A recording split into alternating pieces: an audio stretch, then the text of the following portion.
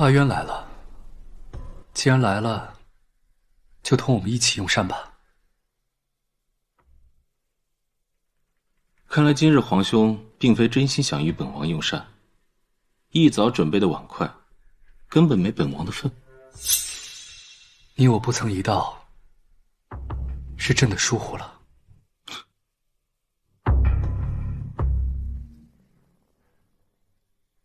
小子，前几日我刚救过你，今日见了本王，为何不叫人？谁教你的礼仪？这么没规矩！皇叔，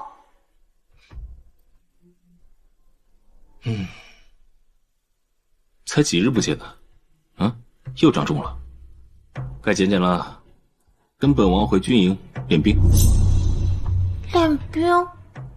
就是指挥千军万马，驰骋沙场，收复失地，打胜仗。母亲，我想去和皇叔玩。成儿别胡闹。成儿，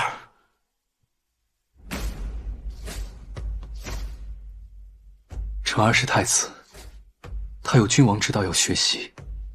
倘若与南川王同去，那势必会影响学业的。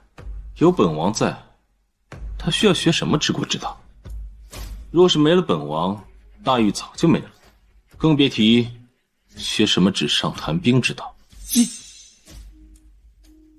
走了。南川王，你如今所作所为，莫不是想效仿先人，挟天子以令诸侯？皇兄不提，本王倒是忘了。今日宫中谣言四起，既如此，本王就坐实了他。你要做什么？本王不想做什么，本王只知道你想做什么，本王都不会让你如愿。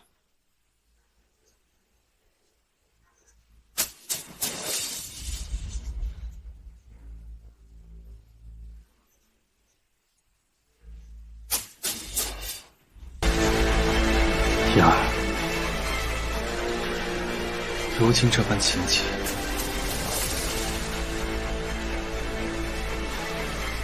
你便满足了吗？陛下什么意思？我什么意思？你以为真要害辰儿，但是你却让南川王带走辰儿。若是辰儿有什么三长两短，你如何向我儿交代？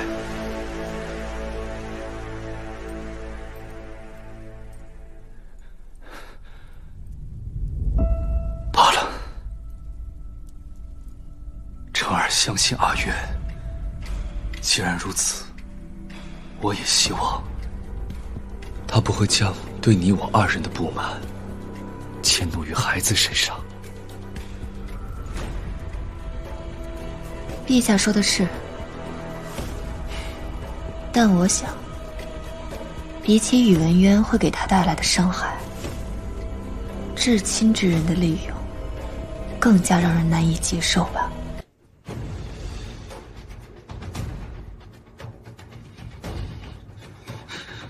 臣妾告退。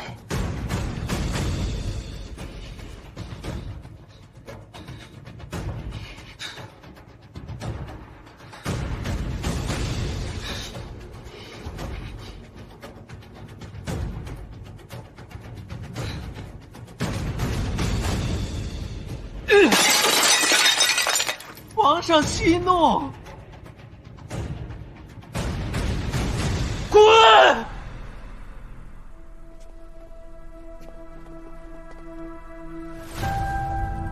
今日一事后，宇文应人和阿渊算是彻底反目了。若是没了本王，大狱早就没了。王爷到底想做什么？本王不想做什么，本王只知道你想做什么。本王都不会让你如愿。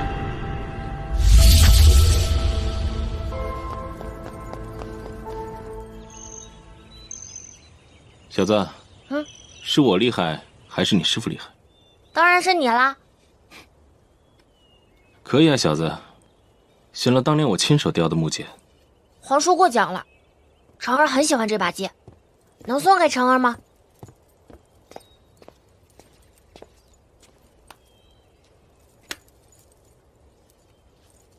晨儿，母亲跟你说过什么？不可随意跟他人索要东西。玩够了吗？跟我回宫。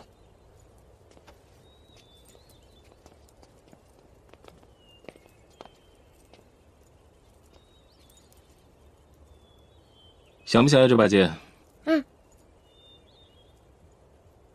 想要这把剑，打赢我就给你。母亲，晨儿想和皇叔玩。王爷想必事务繁忙，就别让晨儿留在这里打扰你。娘娘，你这是又想过河拆桥吗？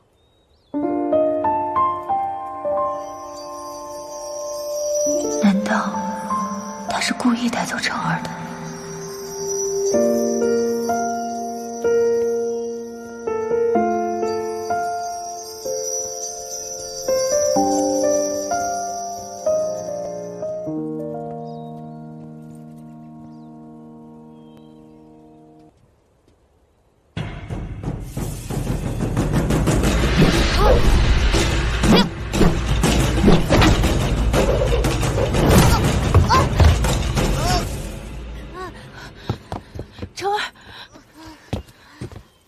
晨儿，你没事吧？就是屁股有点疼。孩子还小，你就不能下手轻一点吗？战场之上，生死面前，想杀他的人，可不会顾及他是一个孩子。他作为一个储君，你竟连这点苦头都舍不得给他吃。果然，慈母多败儿。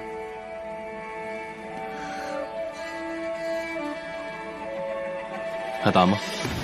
打！哎！哟！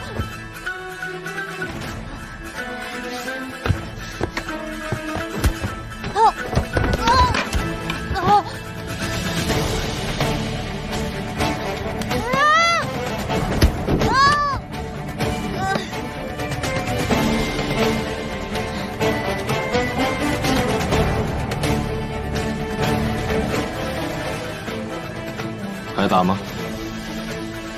打！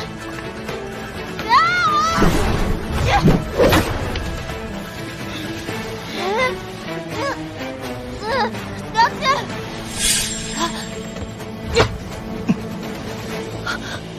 皇叔，你输了。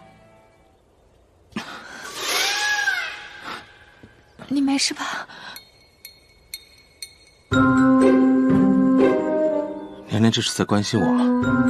一个孩子的力气都能戳痛你，堂堂战神也不过如此吗？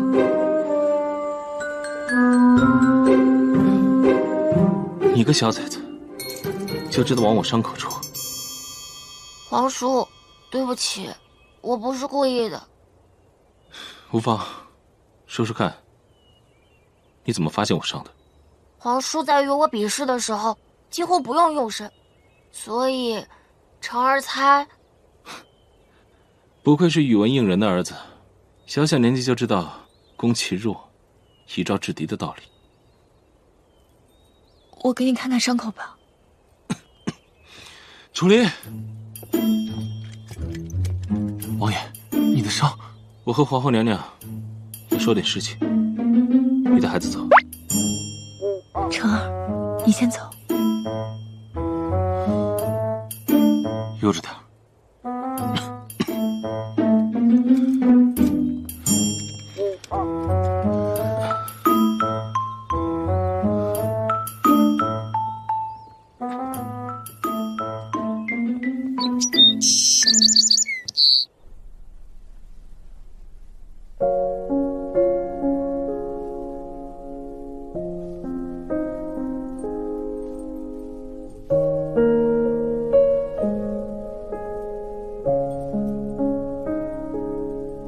素颜，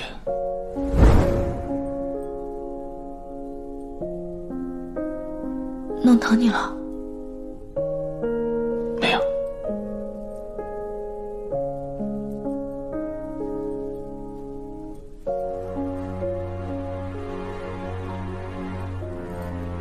娘娘现在帮人疗伤，都处事不惊了。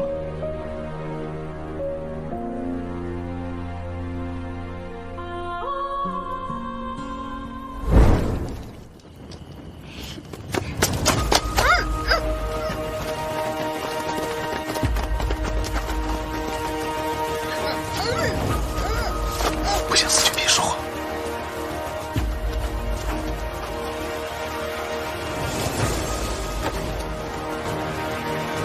那边走。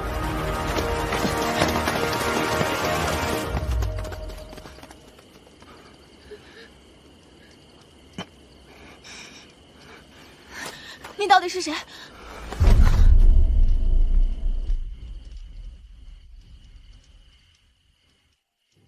你醒醒！喂！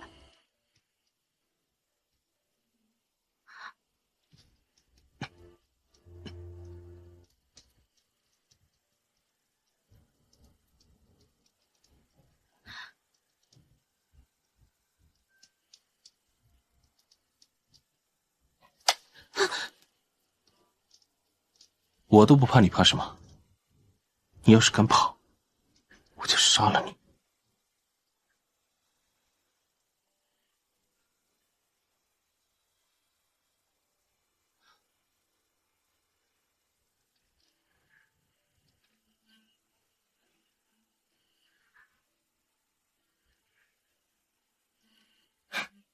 真是好骗，说什么都行。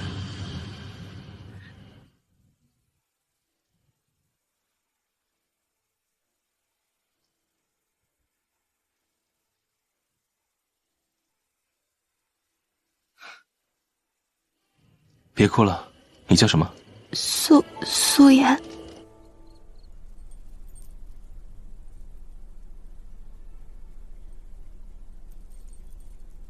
伤还没好，逞什么英雄？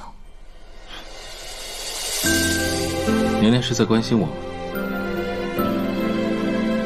不应该是早点盼着我死，这样宇文应人就可以拿回南川的军权，解天下之困了。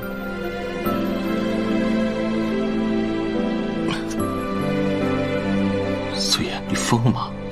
止血呢，王爷忍着点。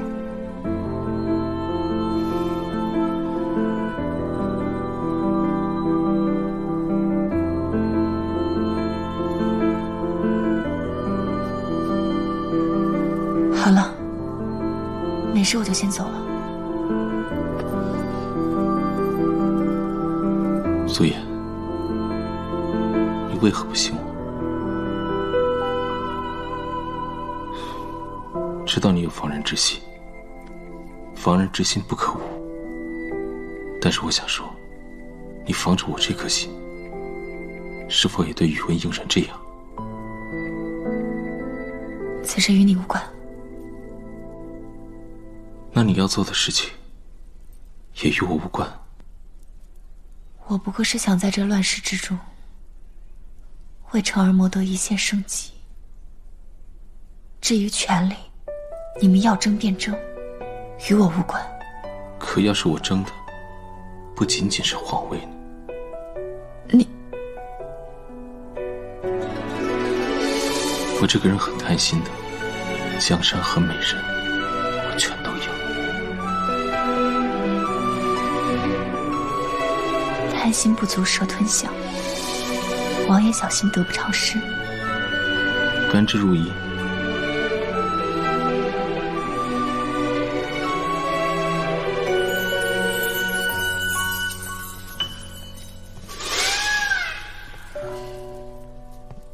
皇叔，母亲，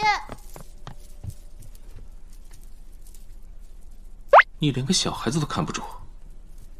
是他自己要找娘娘的。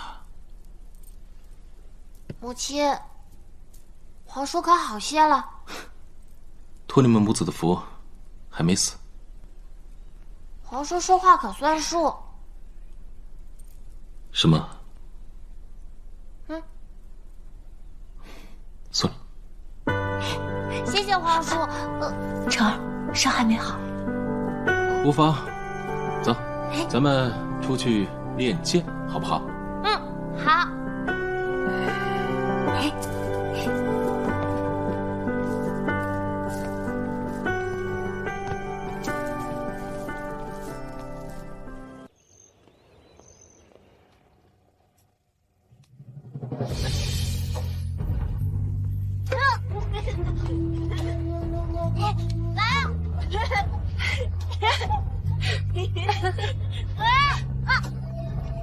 成儿，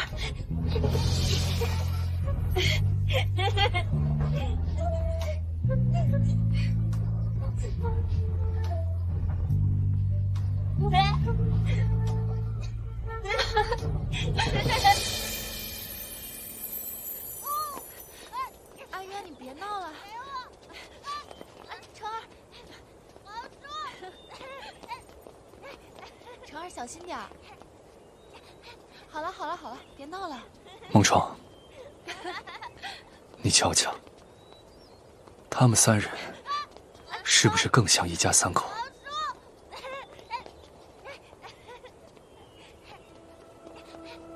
如此看来，反倒朕像一个多余之人。陛下，娘娘跟小殿下也是无奈之举。无奈之举。眼下南昌王大权在我，小殿下又被扣押做人质，娘娘这么做，也是为了保护小殿下，保护陛下呀。是啊，言儿也是为我。下去吧。是。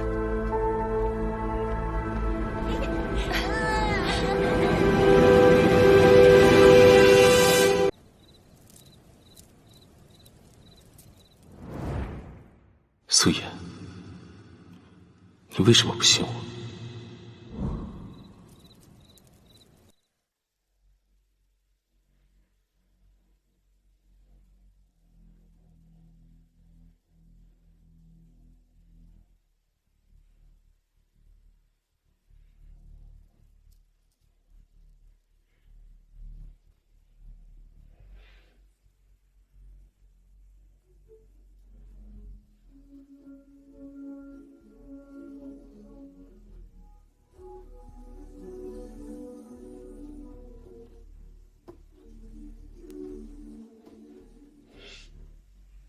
今日叨扰殿下了，待成儿一行，我就带他回海宁宫。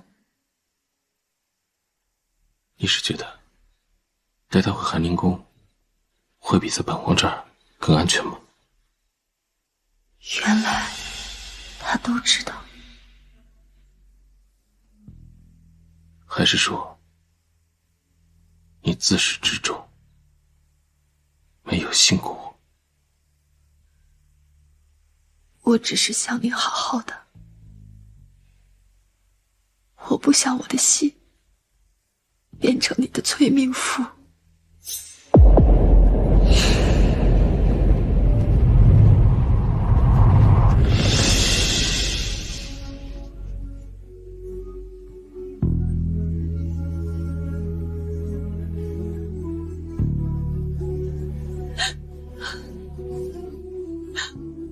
月月，你不要再动摇我了。你敢推开我试试？这次不管你说什么，我都不会放开你了。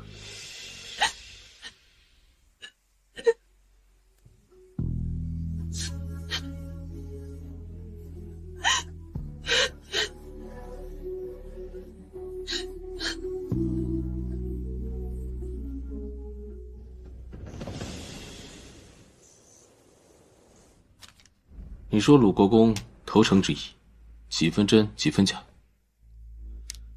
这鲁国公在朝中是出了名的能言善辩、墙头草，不排除他试探我们的可能。只是什么？只是城外叛军众多，他手上又有一定人马的精兵良将，若他能与我们结盟，必定利大于弊。而且信上说了，他已将自己的女儿送入宫中做人质，以表决心。鲁国公真是下了一盘大棋。他女儿怎么办？既然他要搭台唱戏，那我们就陪他演，看看他葫芦里到底卖的什么样。听紧的，有什么情况随时报。好。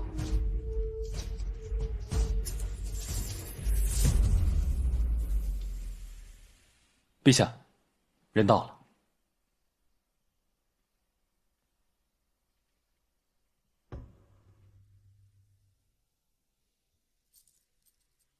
陛下，久违了。月儿，没曾想，你的美人计也有碰壁的一天。人有失手，马有失蹄。这次在进宫，一定报了那日羞辱之仇。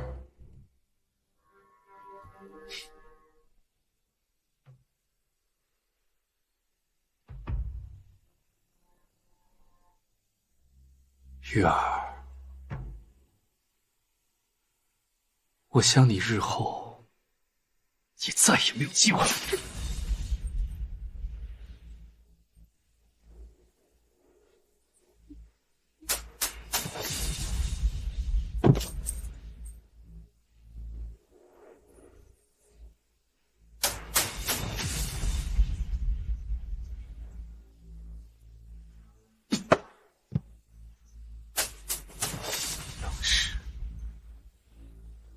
不该欺负妍儿，妍儿才是我唯一的皇后。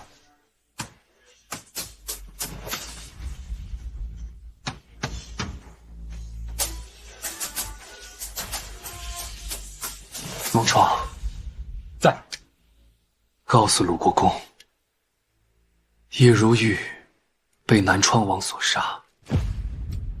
让他节哀。是。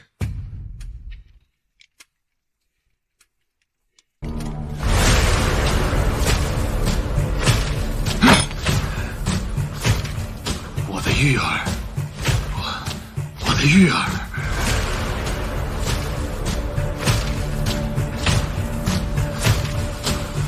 宇文渊，老夫一定让你血债血偿。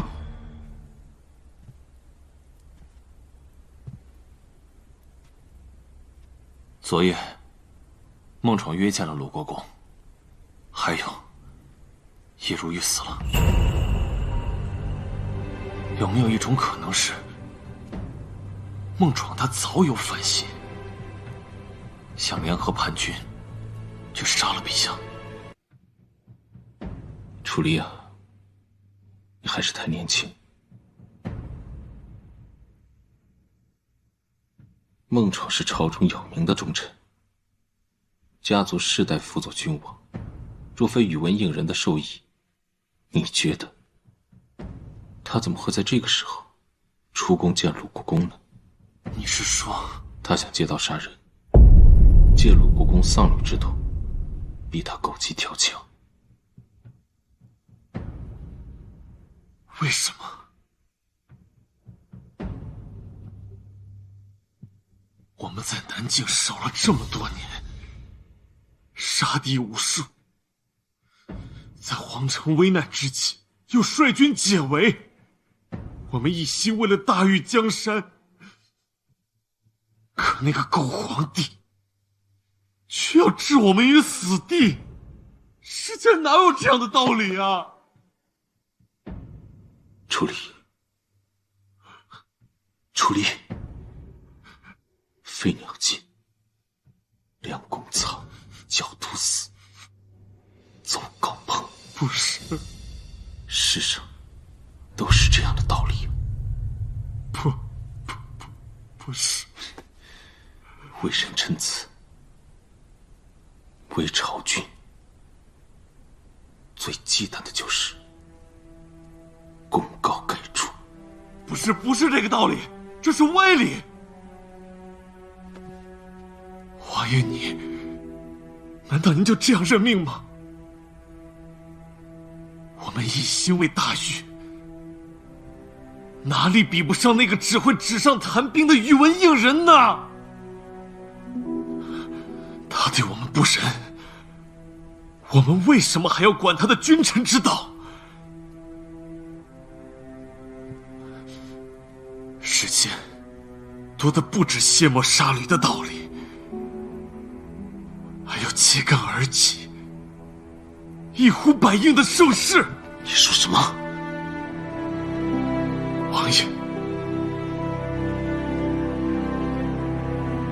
民心所向啊，万众所归啊！楚离一定为你肝脑涂地，万死不辞。住口！楚离，是谁教你这么敢说这种大逆不道、诛九族的话？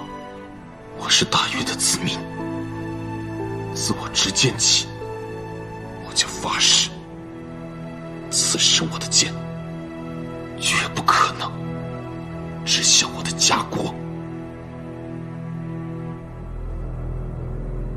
可你不能坐以待毙呀，王爷。这场战争早已无法避免，这是我和宇文应人的恩怨，与言儿他们无关，不该卷入进来。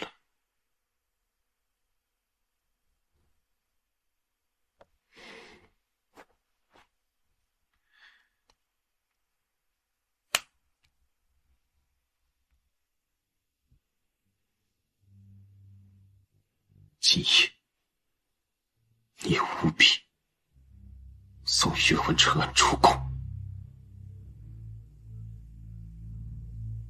为什么？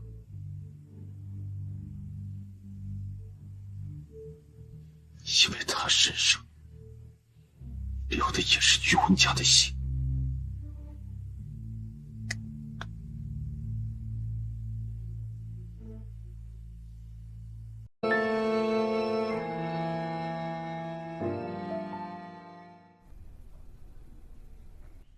以后嫁人别嫁读书人，不会武功，保护不了你。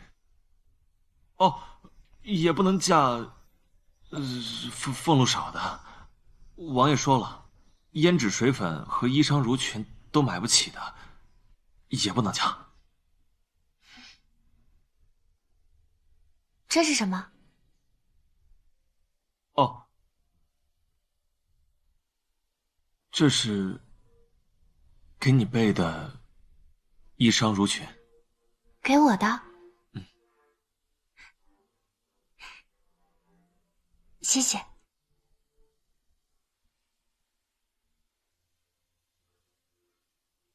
芝兰，等到了南境，自有南川军接应你们。局势稳定之后，我来接你。好。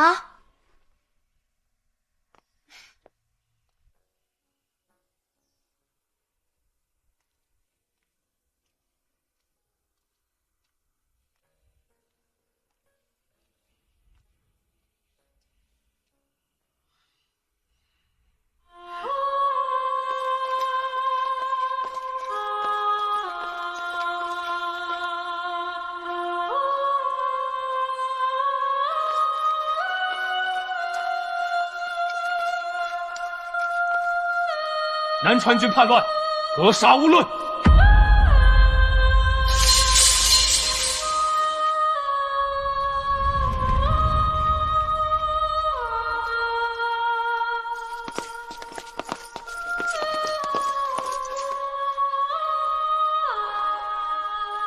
楚离，你怕吗？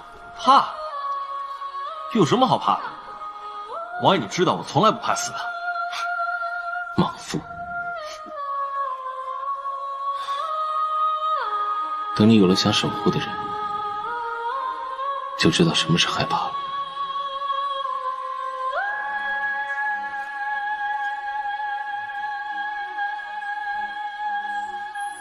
楚将军是要拦我吗？我送你。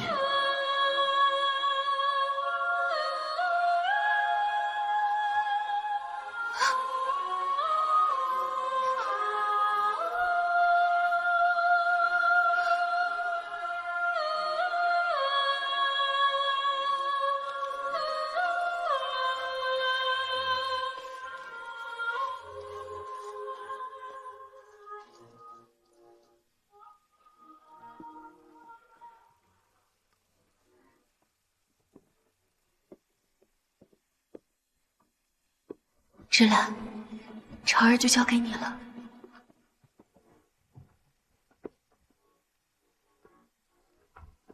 庶子敢尔，老夫今日要砍你头颅，将你挫骨扬灰，以为我玉儿在天之灵。蠢货果然只配当刀使。啊！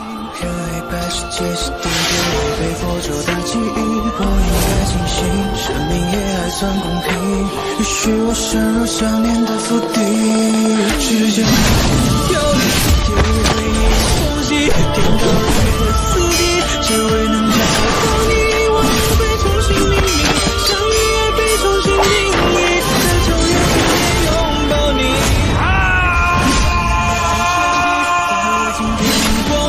我紧紧牵着你，像久远的曾经，迎着风越过潮汐，沉湎在无尽的海底，总是是迷途看不清多定结局。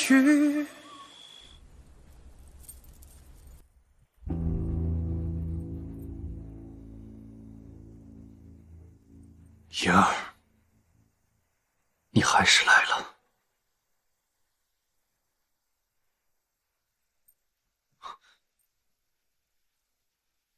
莹儿，你这是干什么？开宫门。开宫门？你可知道开宫门的结果是什么？苏颜自然知道。开宫门意为现降，但这至少可以给宫外的南川军一丝喘息的机会。如今楚离不在，南川军队无法调离，但只需片刻，以宇文渊的本事，不管是逃兵也好，退兵也罢，他一定有机会活下来的。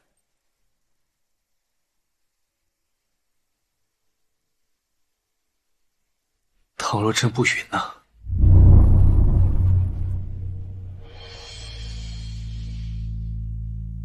陛下病重，我既摄宫中事，自当有此权利。陛下放心，程儿已由南川军护送出宫，不会有事。开宫门之后，无论何种后果，我都会陪在陛下身边。莹儿，你是要拿程儿来威胁朕？我知道这样很自私，但我不能看着他死。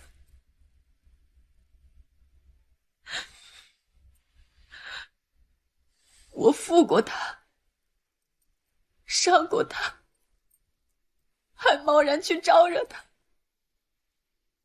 将他卷进如此残忍的纷争之中。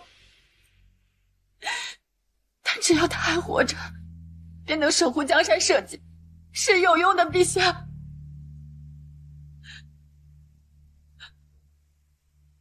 苏颜明白，我既入宫，赐生于他，便再不可能。我也没有什么其他的东西，我有这条命，报姐夫赵父之恩，报姐姐在天之灵。在生死之间，我定不会让陛下一个人面对，只求陛下应允，让他活下来。燕儿，我们朝夕相处了这么久，朕还是第一次发觉你是个性子如此刚烈之人。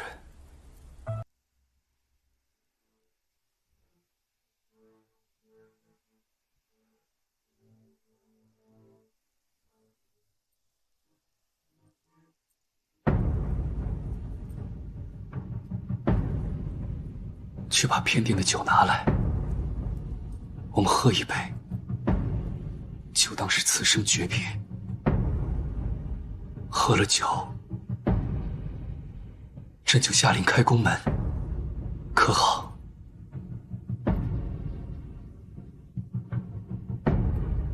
谢陛下。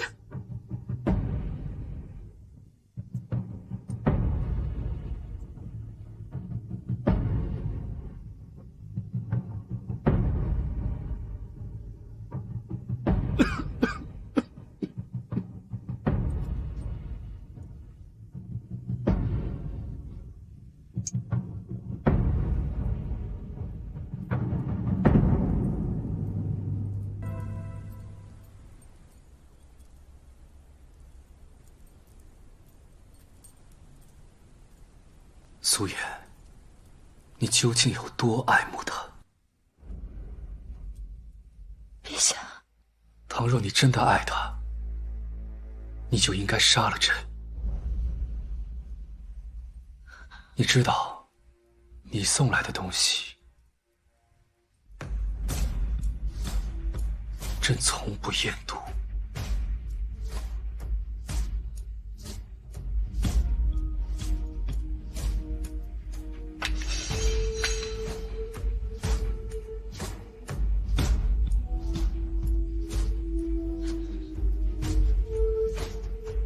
这就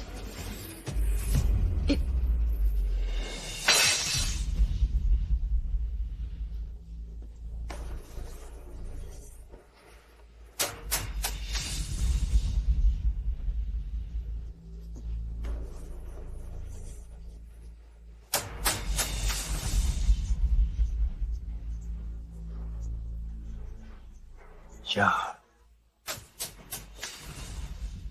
你就让朕自私一回，好不好？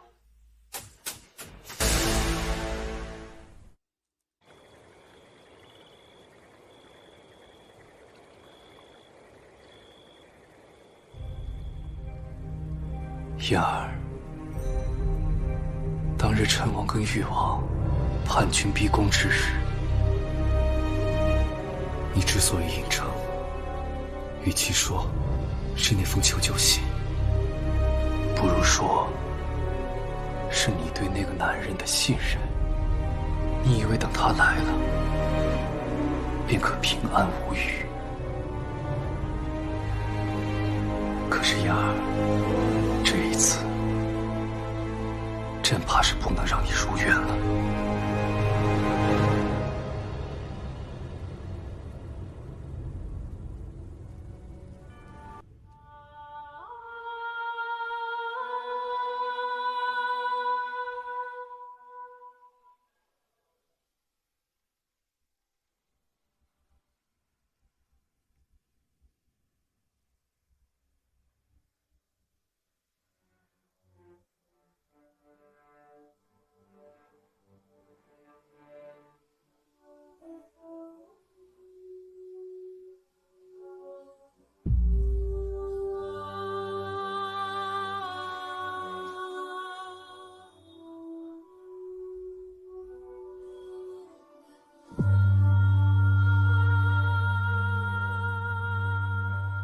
阿远，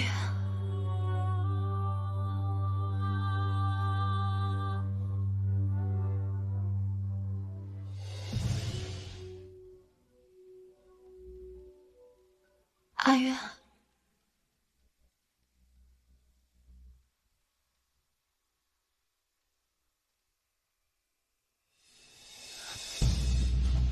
袁悠然，妍儿，你醒了。袁悠然，为什么？他救了你。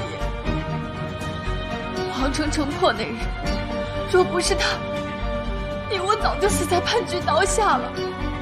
而你如今却要联合叛军去杀他，袁悠然，你是不是疯了？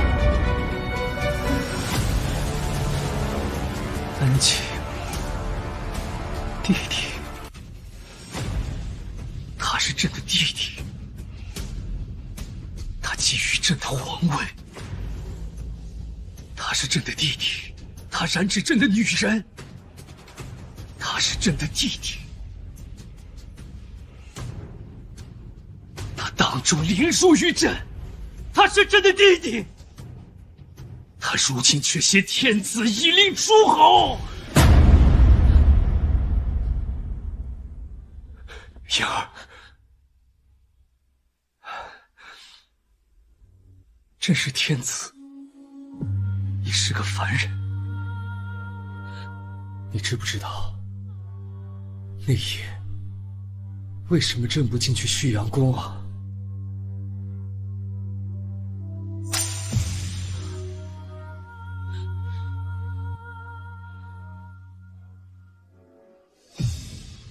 朕知道宇文渊对你情根深重，他爱而不得，他此番前来就是为了你。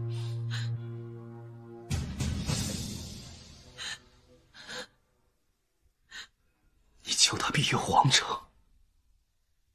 准许他，朕必而免。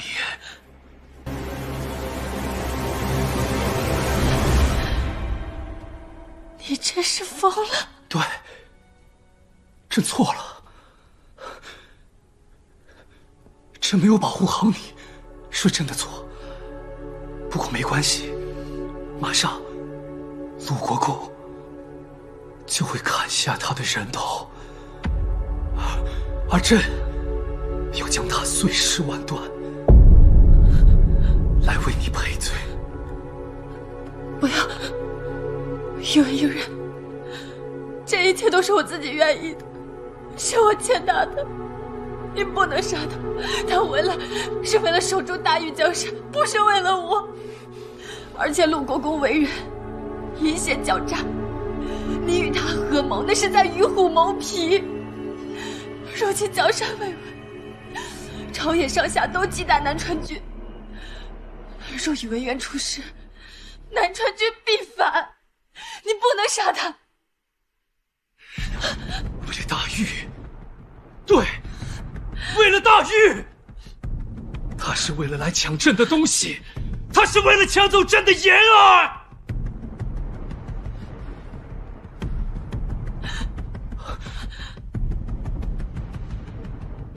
对了，妍儿，朕还是太子的时候，朕就心悦于你，可那时朕势单力薄，怎么能迎娶一名庶女？所以，朕娶了婉儿，来拉拢苏夏。可是这远远不够，单靠苏夏，朕是无法在夺地之战中胜出的。己方势力僵持之下，鲁国公找到我，他告诉朕，他可以帮朕登上那95至尊之位，但只有一个条件，那就是我登基之后要迎娶他的女儿为后。听殿下的意思是，愿意接受鲁国公的援手。说吧，他有什么条件？其实也没什么。鲁国公有一爱女，名如玉，仰慕殿下已久。若是殿下肯成人之美，与国公爱女为妻，这个合作自然水到渠成。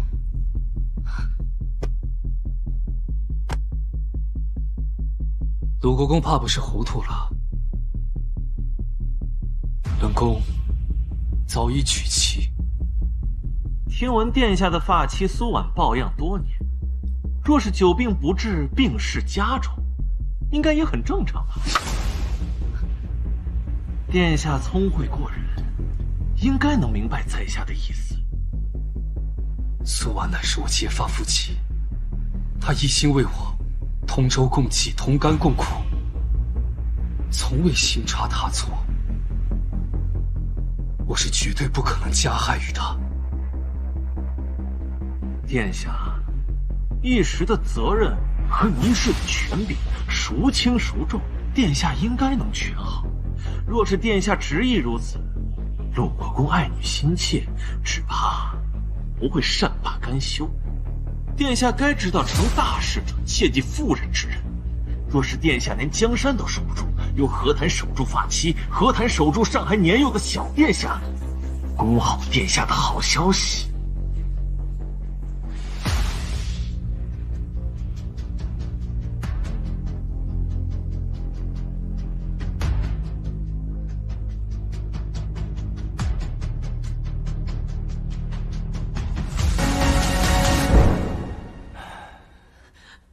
婉儿她知道朕的图谋，她理解朕的选择，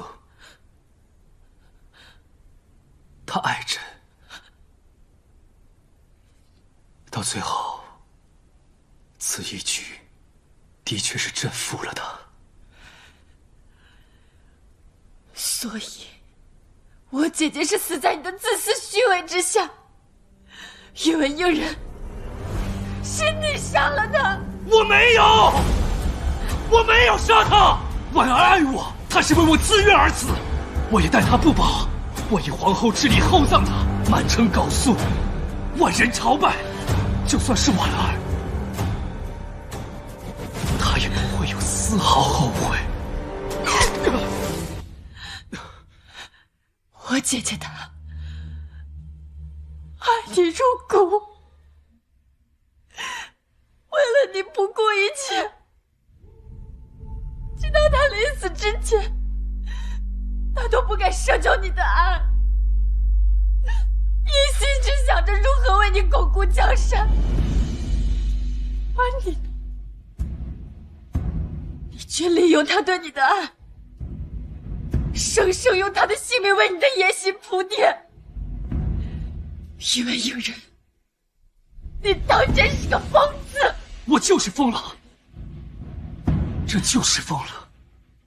为了你，朕什么都可以做。为了我，你不过是为了你自己的野心罢了。不，燕儿，5年之约，朕并非前2日才知晓。你什么意思？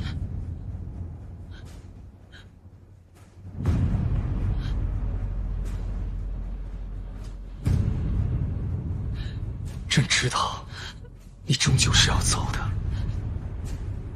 你要去找你的少年郎。可是朕，难道真的要放你走吗？朝野动荡，叛军攻城，南川王冲冠一怒为红颜。我向南川王发了求救信，但若是8000人守不住皇城，就别怪本王灭了他九族。唯一能选的，只有如何去死，为谁死。所以，你知道他会来，这一切都是你设计好的，是吗？南川王觊觎朕的地位已久，为夺权，直谏弑君。可是朕未雨绸缪，与鲁国公联手，将其捉拿，削兵夺权，将南川王斩于马下。才划全了阵场，夺敌为绩。呀，你觉得这出戏朕唱得如何呀？南境南川王重兵在握，朕便借此东风将他引来，一网打尽，断了你的念想，又解除了这一祸患，可谓一举两得。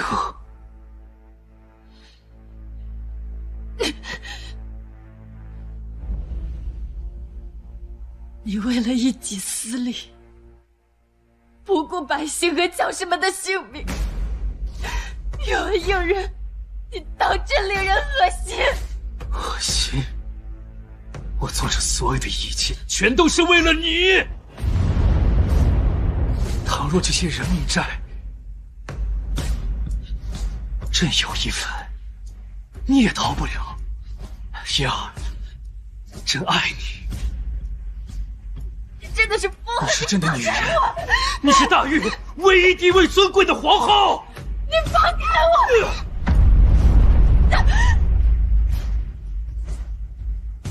你要去哪儿？你要逃去哪儿？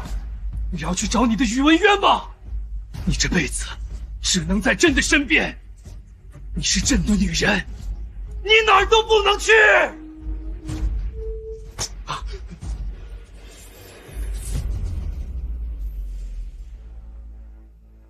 我就算死，我也不会跟你在一起。好，燕儿，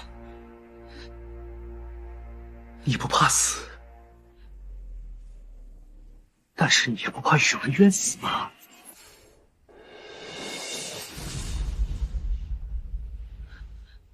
宇文应人，你想做什么？朕站在你面前，你心里还是想着他。就算朕站在你面前，你还是想着他。5年，朕将这全天下最好的东西都给了你。宇文应人，你到底要做什么？朕顾及你的意愿，从不勉强你。然而你的心里就只有他，只有那个对你百般折辱的宇文渊。凭什么？凭什么？凭什么？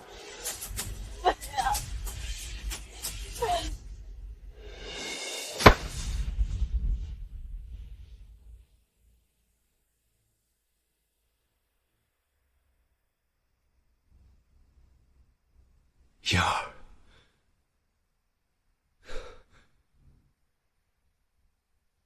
再帮朕一次，最后一次。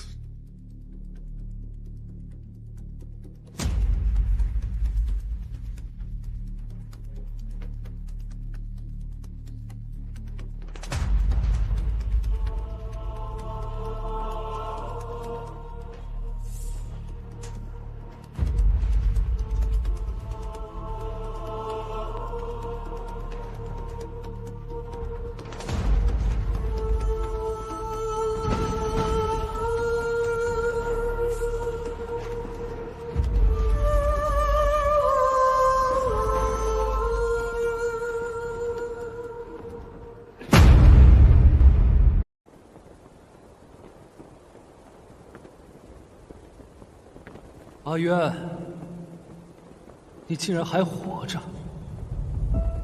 正好，来看看朕为你拟的圣旨。你不想看？阿渊若是不想看，那朕就亲自给你念一念。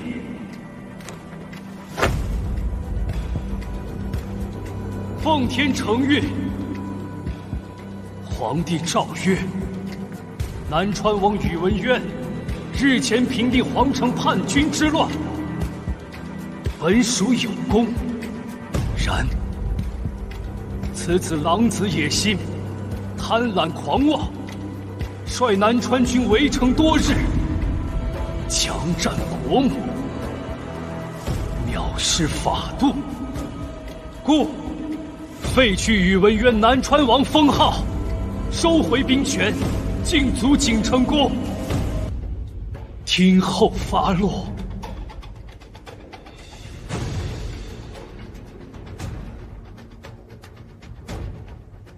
南川王，不对，罪臣宇文渊还不跪下，领旨谢恩。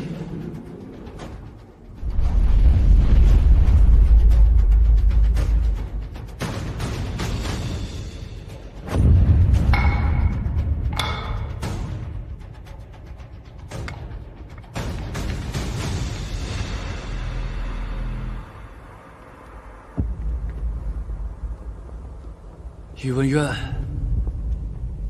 你什么意思啊？莫非你想抗旨不遵？本王觉得已经非常明显。宇文渊，方才你在鲁国公围剿之下，已然精力荡然无存。你以为如今的你，还可以在这重重的围剿之下全身而退吗？应人，你觉得我想过逃？宇文渊，莫非你是要坐实这叛国之罪吗？你明知道我不会背叛大禹，更不会弑君夺权，你让我死，大可赐一杯毒酒，或者命这些手下万箭齐发，你迟迟不肯动手，甚至不惜叛军攻城作为棋盘引我入局，刺激鲁国公，将我围杀。你想让我死得干干净净，与你毫无关系。如今我兵临城下，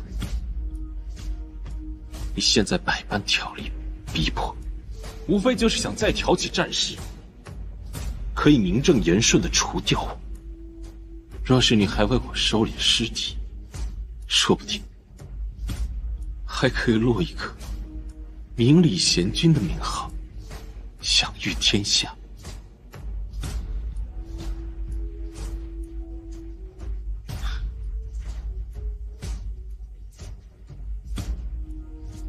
宇文应人，这大禹的江山落在你手里，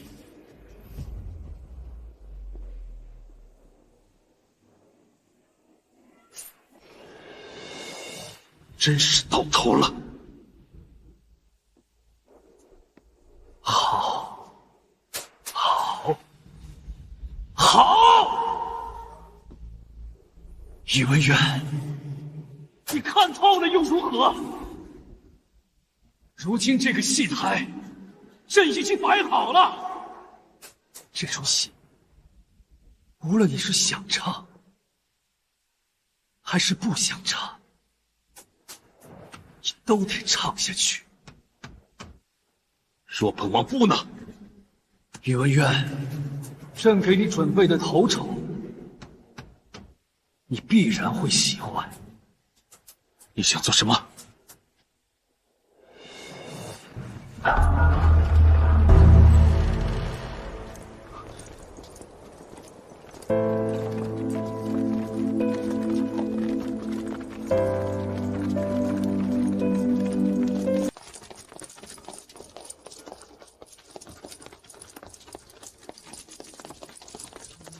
雪儿，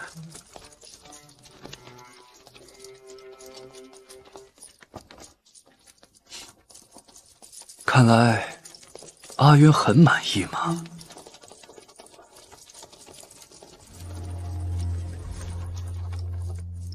雪儿，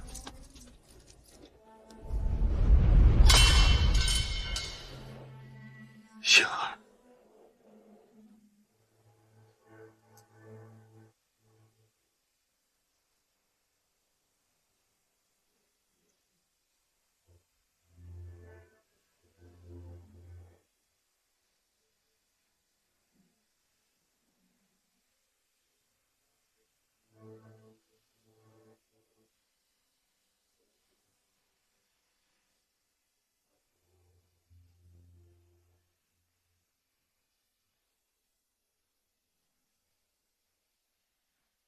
对不起啊，这次是我连累你了。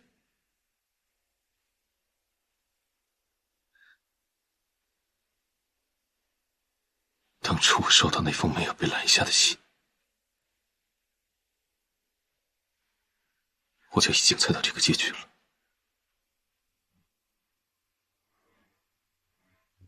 只不过我想见你，我便来了。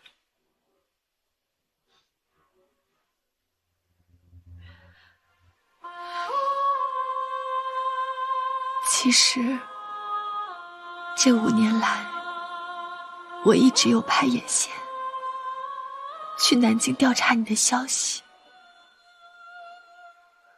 你的每一次浴血奋战，我心里都既害怕又欣慰。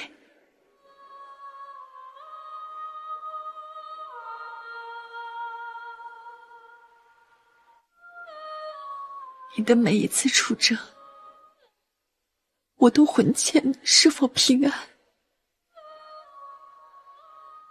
但好在，你终究成了年少时想成为的人，保家卫国的战神。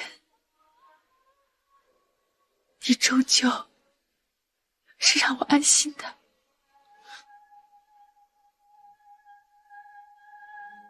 我知道，我一直都知道。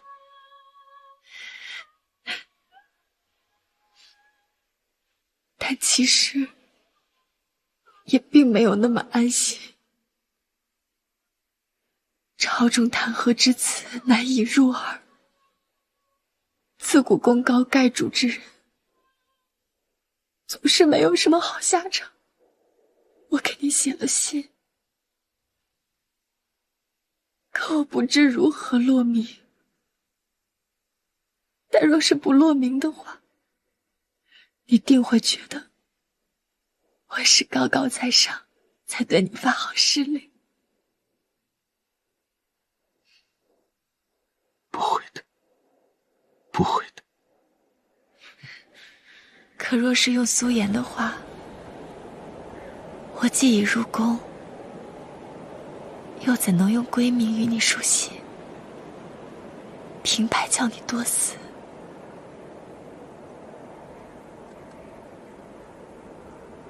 可要是什么都不落的话，你肯定连看都不会看的，对不对？最后那些信就没有送出去。但最后我还是连累了你。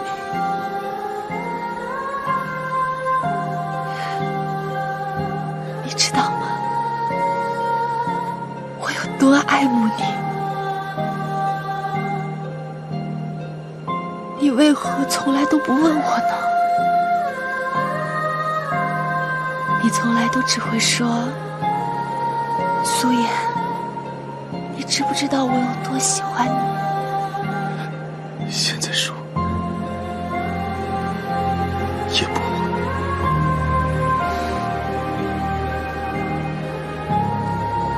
我有多爱慕你，大抵是宇文渊，下辈子就算你不愿意，我也要强嫁给你。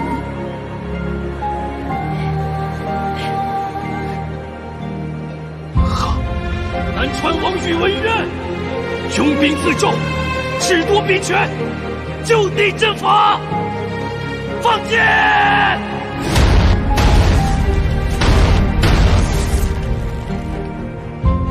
妍儿，你怕？只要你在我身边，不害怕。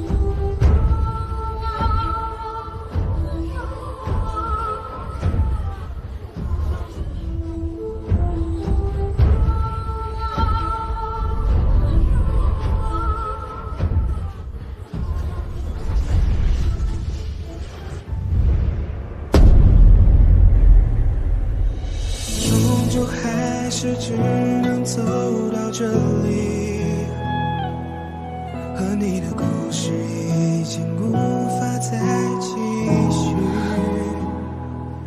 所有的遗憾，所有眼泪都留在风里。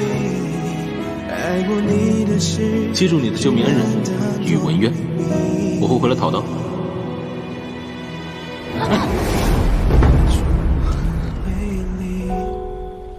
是看着你离去，此生我非他不娶，以后不许再有其他的男人了。不敢想我们的以后是怎样的关系。你对我就这么点耐心吗？我只是想你好好的，我不想我的心变成你的催眠符。失去了你，还是会想你，放不下你，你总是出现在我每一个梦里。从此剩我一个人留在原地，不敢它让我只能放弃了回忆。爱过的人要我怎么忘记，已经回不去。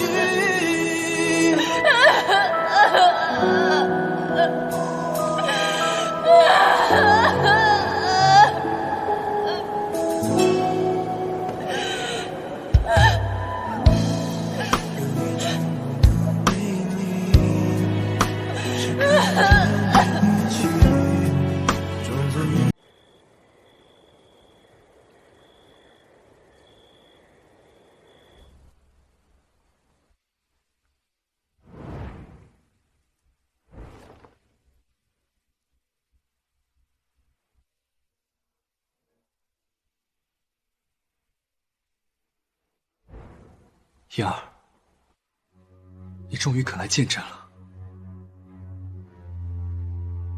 你来了，燕儿，你想通了。事到如今，陛下说这些又有什么意义？燕儿，他已经死了，这所有的一切都已经结束了。是，终于要结束。燕儿，我答应你，我会好好照顾你，我会把这天下最好的东西全都给你，会带你看万里河山，去看这天下太平。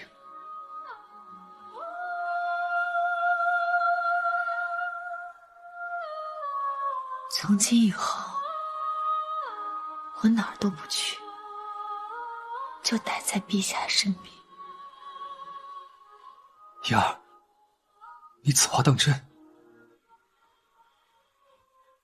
普天之下莫非王土，从今以后，言儿能依靠的，就只有陛下您了。燕儿，朕答应你，这大玉皇宫只有一人做皇后，朕此生只爱你一人。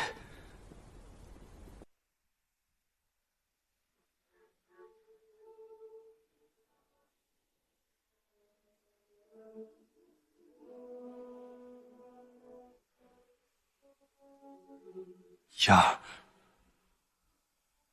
这是陛下与我大婚之时，我们都还没有喝过合卺酒。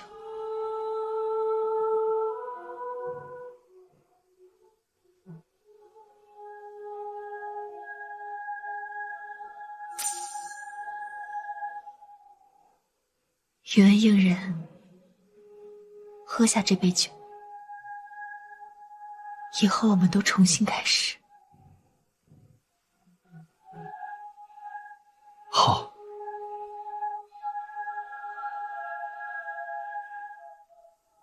燕儿，你这是终于接纳朕了。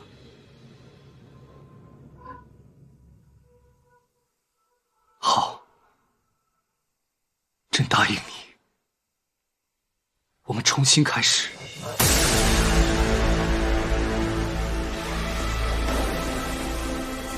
倘若你真的爱他，你就应该杀了朕。你知道，你送来的东西，朕从不厌妒。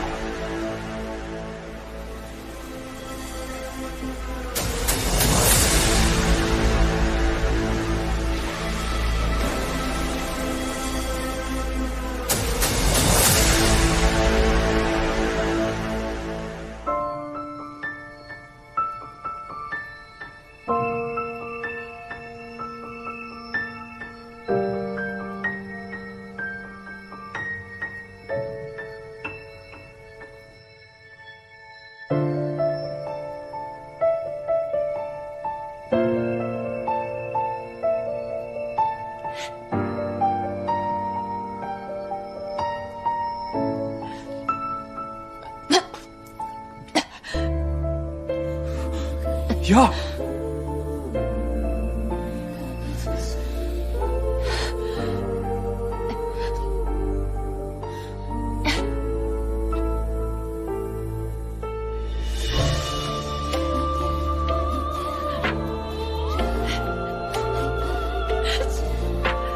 姐姐当时也很痛吧？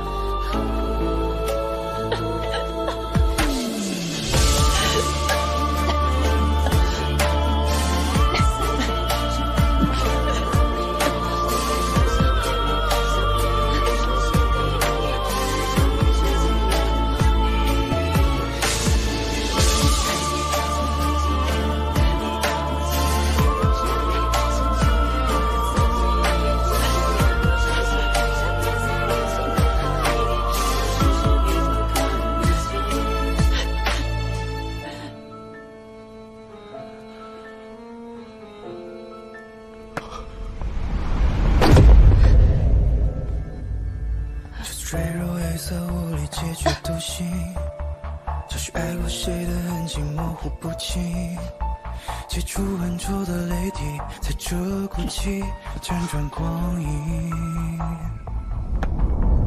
生存一片完全无药可医，我就对着眼片语刻骨铭心，握着你如结冰溃败逃离，任由痛湮灭爱的专属领地。风一点一点撕碎着用力爱过的证明，原来白世界是滴着一杯破旧的记忆。我应该清醒，生命也还算公平，也许我深入想念的腹地。时间漫天飘零，跌入回忆缝隙，颠倒日月四季，只为能找到你。万物被重新命名，相遇也被重新定义，在昼夜之间拥抱你。在无尽天光里，我紧紧牵着你，像走远的曾经，迎着风越过潮汐，缠绵在无尽的海底，总是迷途看不清。时间漫天飘零，跌入回忆缝隙，颠倒日月四季，只为能找到你。倘若时光可以倒流，相遇也被重新定我义，在昼夜之间拥抱你。恋往复，求你是你呀！这风越过潮汐，缠绵在无尽的海底，总是迷途看不清笃定结局。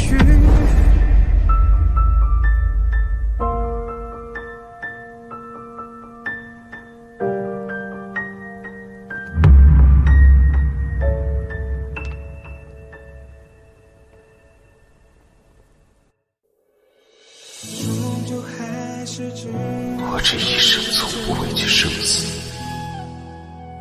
只是怕我走了以后，再没有人像我这般护你。所有的遗憾，所有眼泪都留在风里，爱过你的事，只能当作秘密。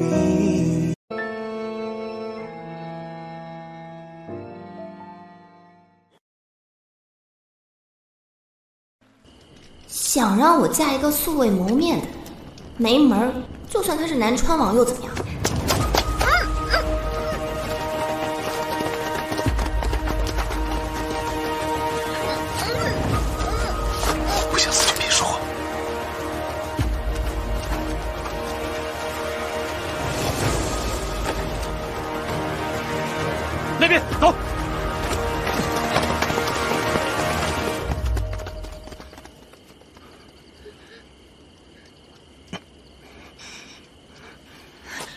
到底是谁？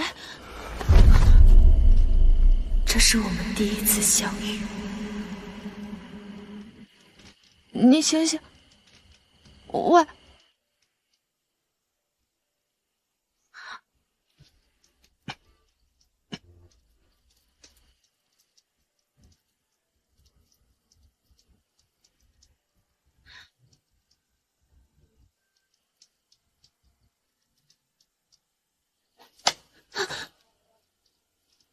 我都不怕，你怕什么？你要是敢跑，我就杀了你。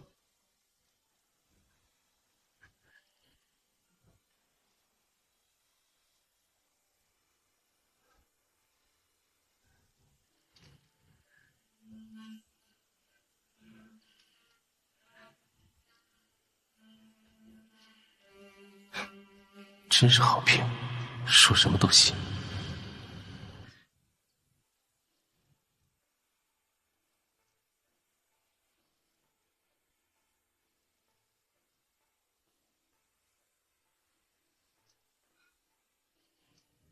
别哭了，你叫什么？素颜。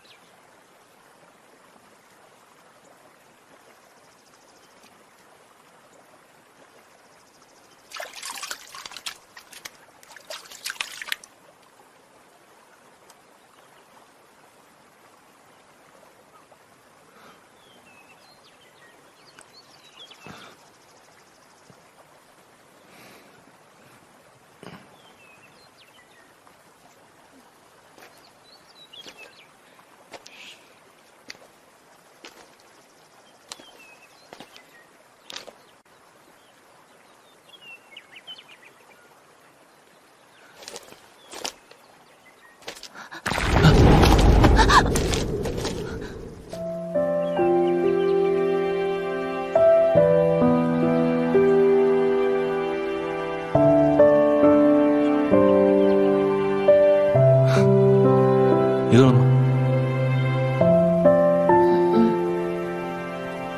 那我去找吃的。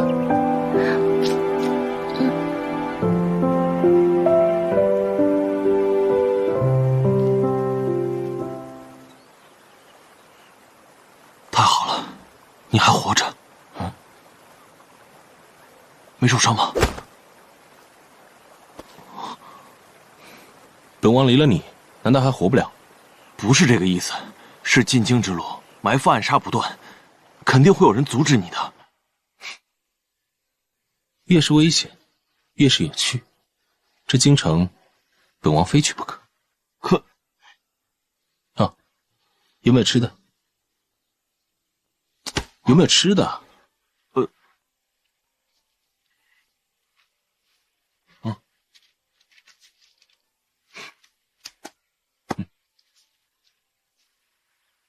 我这一天呐，我是真服咱们老大呀！你说这荒郊野岭的，非要找什么压寨夫人，这连个母耗子都看不见。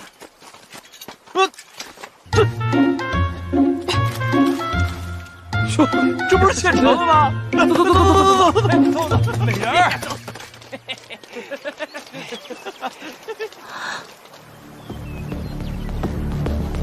神了！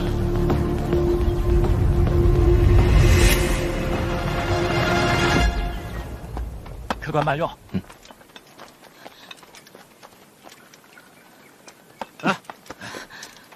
坐下。客官，慢用啊！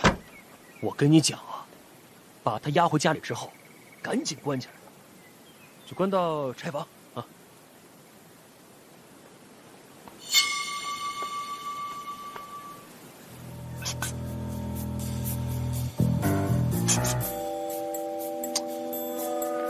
老实点儿。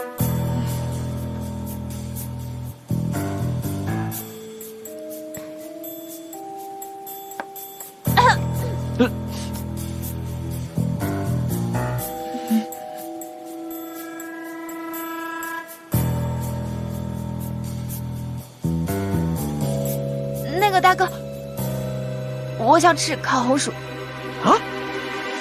这荒郊野外的，我上哪儿给你烤红薯去啊？说完没有？我赶紧给我回家去！磨磨唧唧的。哥，他可是寨主看上的人，这以后这是要压咱俩一头的，咱们对他客气点。我知道。夫人，哎你喝点喝。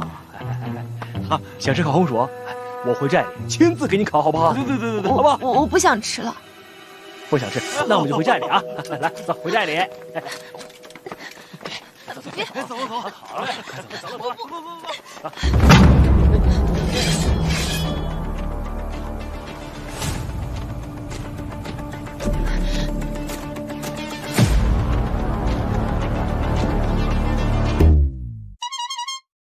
你不仅见死不救，还跟来这里，你有什么坏心思？这么好玩有趣的地方，我凭什么不能来？你可不可以带小的回寨子里啊？我这次出来就是为了找一个大靠山，各位大哥一看就是气宇不凡，玉树临风，武功盖世。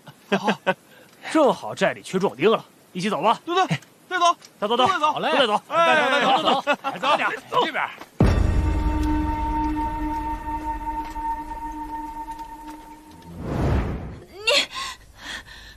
谁让你把夫人关进柴房的啊？没用的东西！夫人，夫人，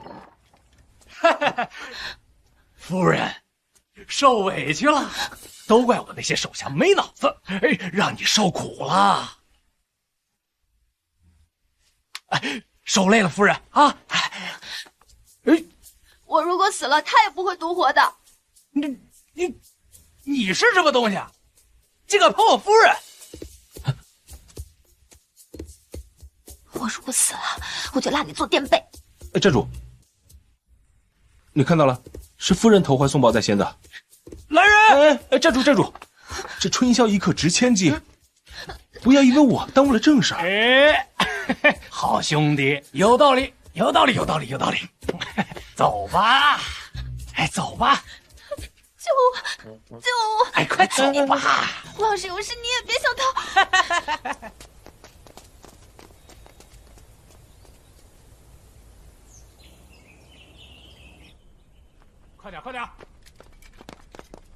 快点！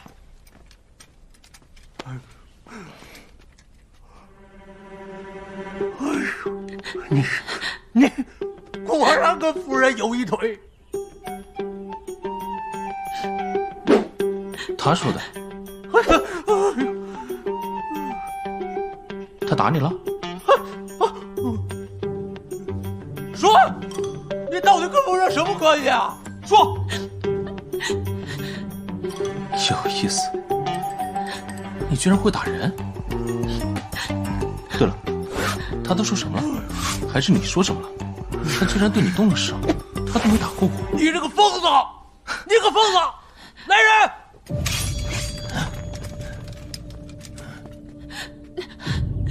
快带我走！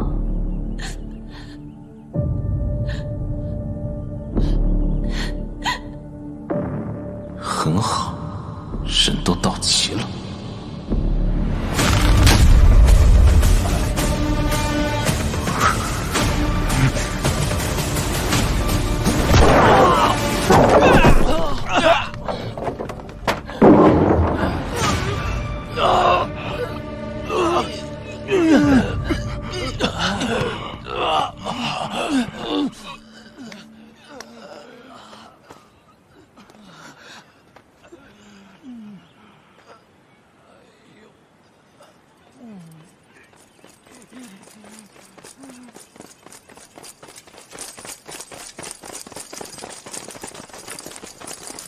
我来迟了，王爷。王爷他没事吧？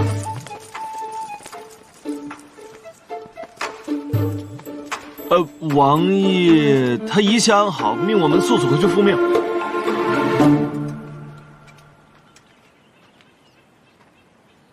记住你的救命恩人，雨渊，我会回来讨的。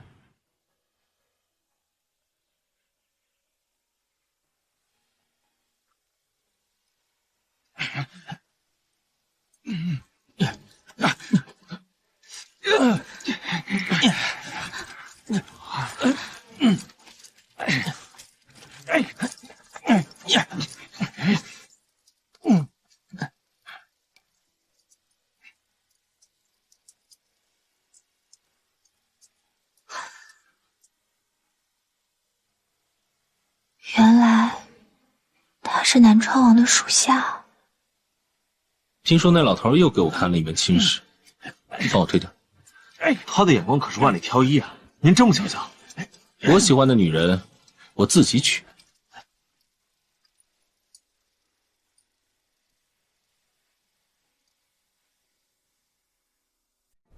婉儿，你平日胸怀谋略，怎么在言儿这件事情上如此糊涂呢？婚姻大事事关言儿一辈子的幸福，让她远嫁南京，同自己素昧平生的男人绑一辈子，那是害了她。这门亲事乃陛下亲定，岂容你一女子智慧？父亲，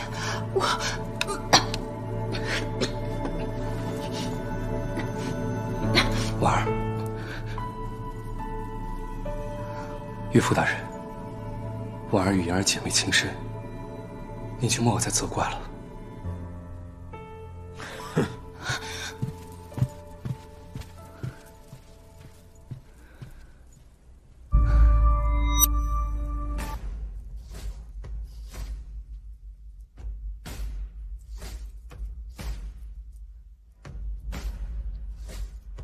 婉儿，你告诉我，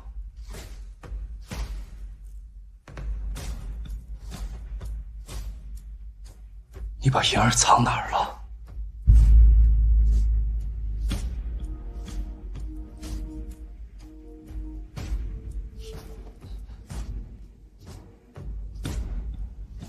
我素来以为殿下是无情的，可一提起言儿，压在殿下心思之下的那份自卑和懦弱，倒真是可笑至极。你当真还是这么爱属下？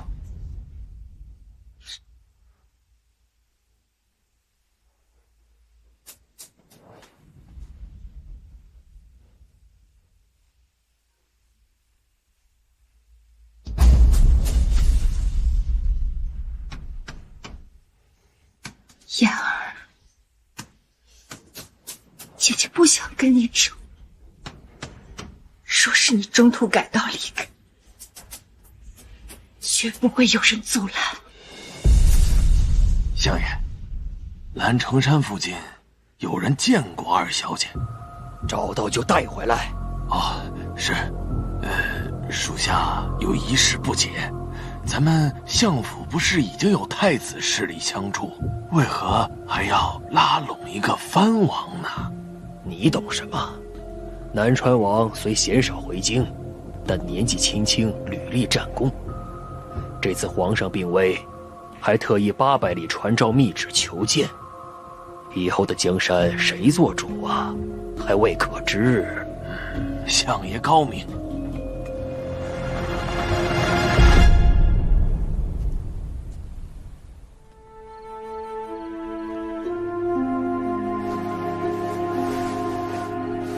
应然，白日是我说话有失分寸。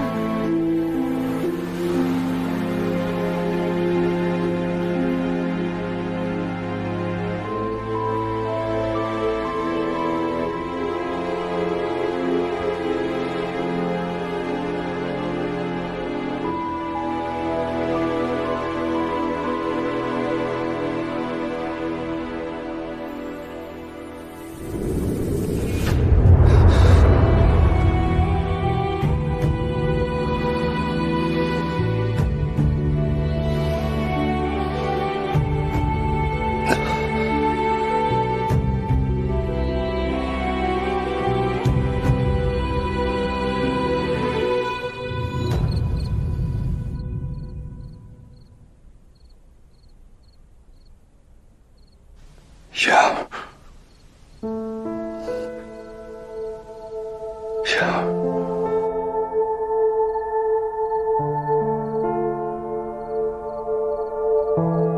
为何你的心里始终只有言儿一人？听说有言儿消息了，是吗？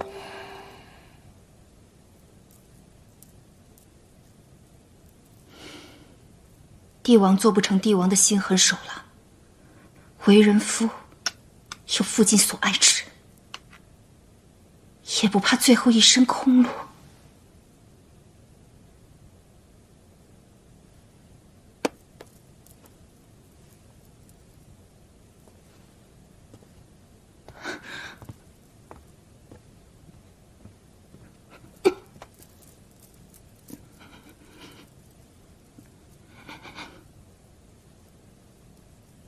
隐忍，为何我始终不能走进你心里？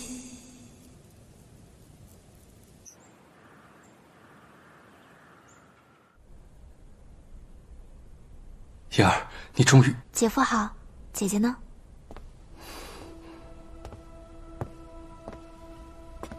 妍儿，姐姐。姐姐，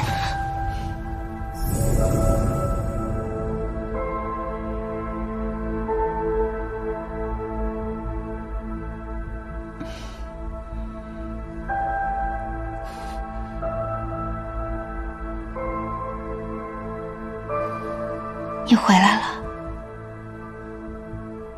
我想姐姐了，就回来了。我想给你一次重新选择的机会。可是你为什么又要回来？回来就好，回来就好。苏嘉尔小姐，果然是你。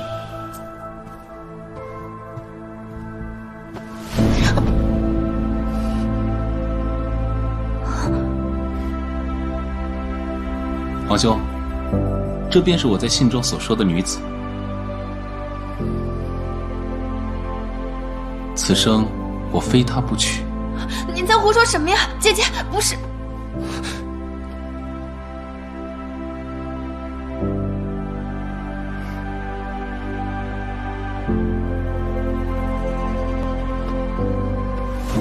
姐姐，阿远，你前些日子才让父皇帮你退婚，如今你又要娶她，苏相是何等身份，岂容你如此这般儿戏？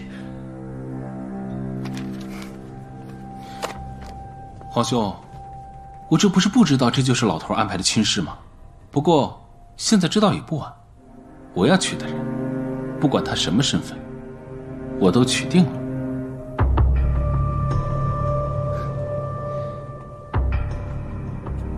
老头那儿，我自有办法。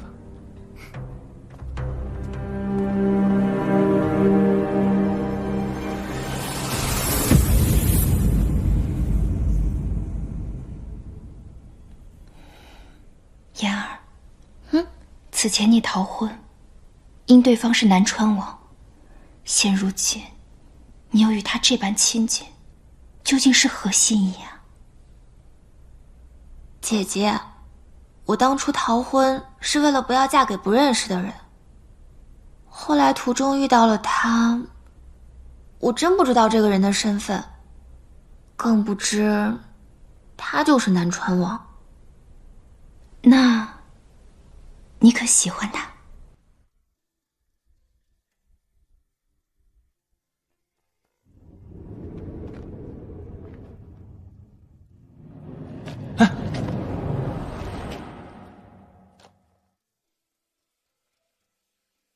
记住你的救命恩人雨渊，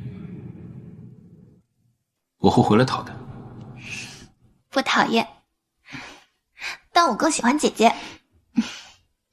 你呀，就知道耍嘴皮子。我们再也不分开了。好，再也不分开。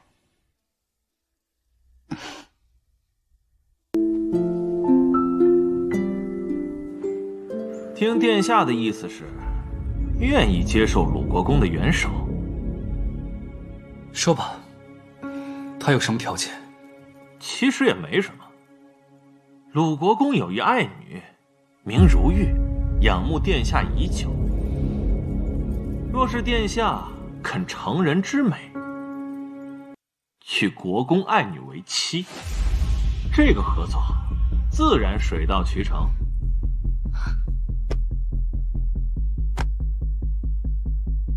鲁国公怕不是糊涂了，本宫早已娶妻。听闻殿下的发妻苏婉抱恙多年，若是久病不治，病势加重，应该也很正常吧？殿下聪慧过人，应该能明白在下的意思。苏婉乃是我结发夫妻，她一心为我，同舟共济，同甘共苦，从未行差踏错。我是绝对不可能加害于她。殿下一时的责任和一世的权柄孰轻孰重，殿下应该能权衡。若是殿下执意如此，陆国公爱女心切，只怕不会善罢甘休。殿下该知道，成大事者切忌妇人之仁。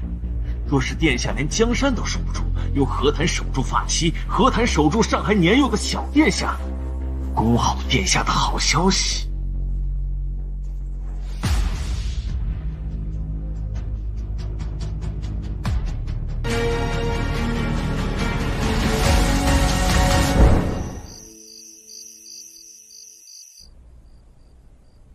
陆国公心思难测，便是分毫的逾越都不可以。你以为你上交不分兵权，你这太子之位就可以安枕无忧了？那可真是笑话！兵权无父，天下人谁不知道？他要的是那皇位。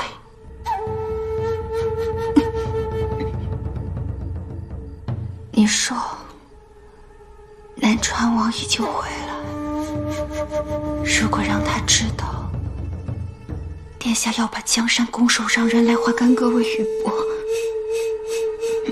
他会怎么想？你什么意思？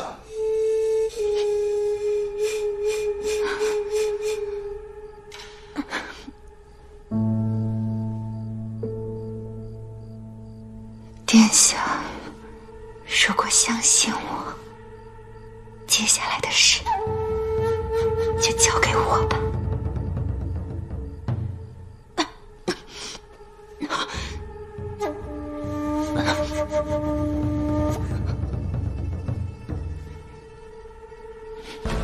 你的身体重要，先养病。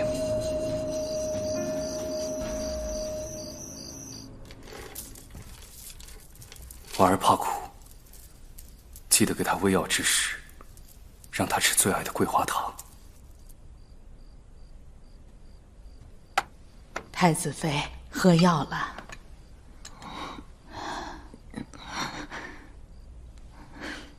太苦了。就知道太子妃要耍赖，殿下说让送了桂花糖来。给我那纸。是。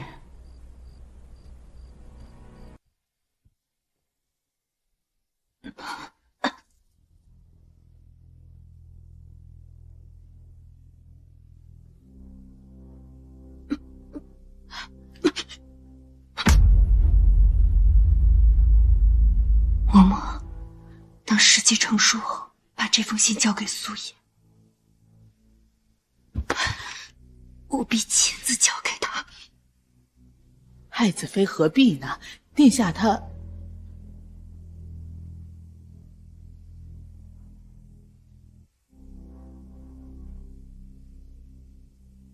你是苏相嫡女，你当真愿意嫁于我，一个无权无势的皇子？近些年，陛下身体每况愈下，朝堂之上早已经分好派别。我若是不嫁，怕是也不行。与其以后由着他人逼迫，不如找个喜欢的人嫁了。你喜欢我？